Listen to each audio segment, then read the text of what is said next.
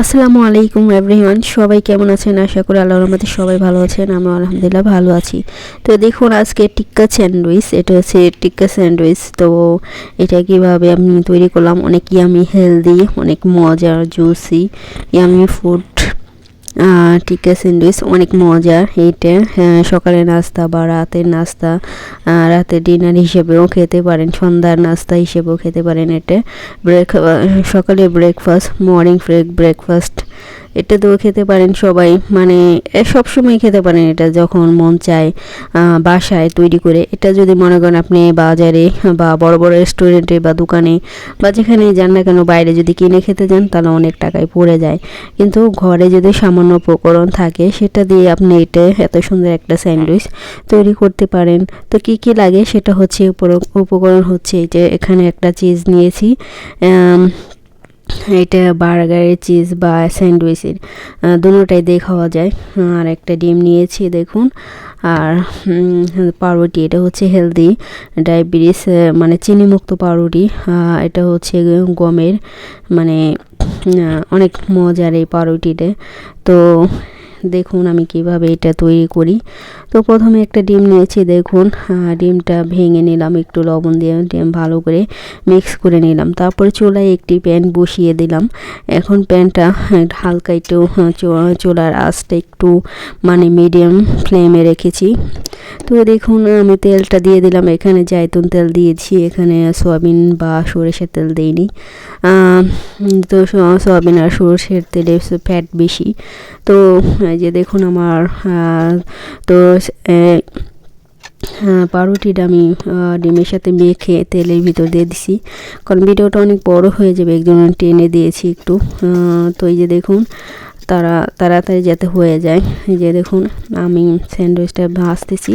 তবে এটা কিন্তু স্যান্ডউইচটা একটু মানে চুলার আঁচটা একবার খুবই কমিয়ে দিবেন, কারণ ভিতরে আর পাউরুটিতে এমনি নরম, পানিতে দেন যেখানে দেন না কেন দিলে নরম হয়ে যায়। আর আপনি যদি চুলায় দেন, দেওয়ার পরে একটু পরে যদি আবার নামিয়ে ফেলেন তাহলে কিন্তু ভিতরে কাঁচা থেকে যাবে। তো সুন্দর করে আস্তে ধীরে ভাজতে হবে এই পাউরুটি, যখন ডিমের সাথে মেখে যখন ভাজবেন।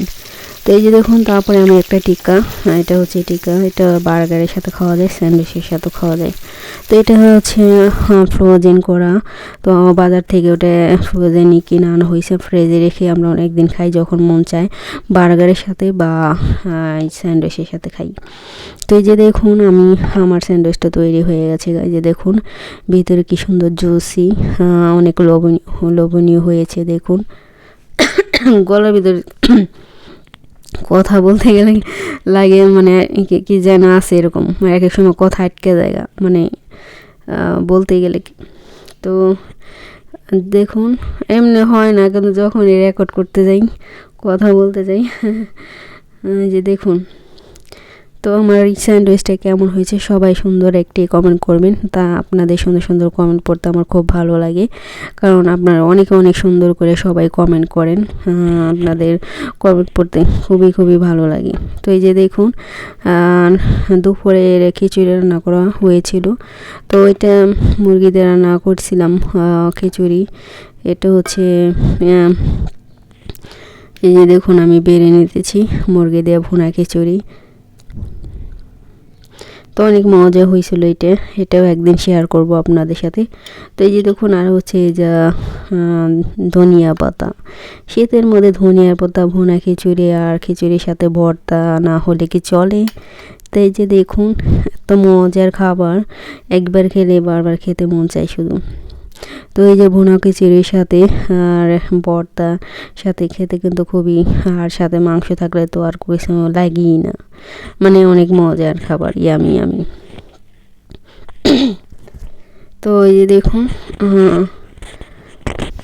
আর হচ্ছে ফ্রেঞ্চ ফ্রাই, দেখুন এটা হচ্ছে আলু, ফ্রোজেন করাই আলু, এগুলো আমরা কিনে আনছি বাইরে থেকে, তো দোকান থেকে বড় প্যাকেটই আর কি। এটা ফ্রিজে রেখে দিই, ডিপ ফ্রিজের উপরে আর বরফ করাই থাকে। তো ওইগুলো যখন মন চায় সন্ধ্যার নাস্তা বা যখন মন চায় বের করে ভেজে খাই।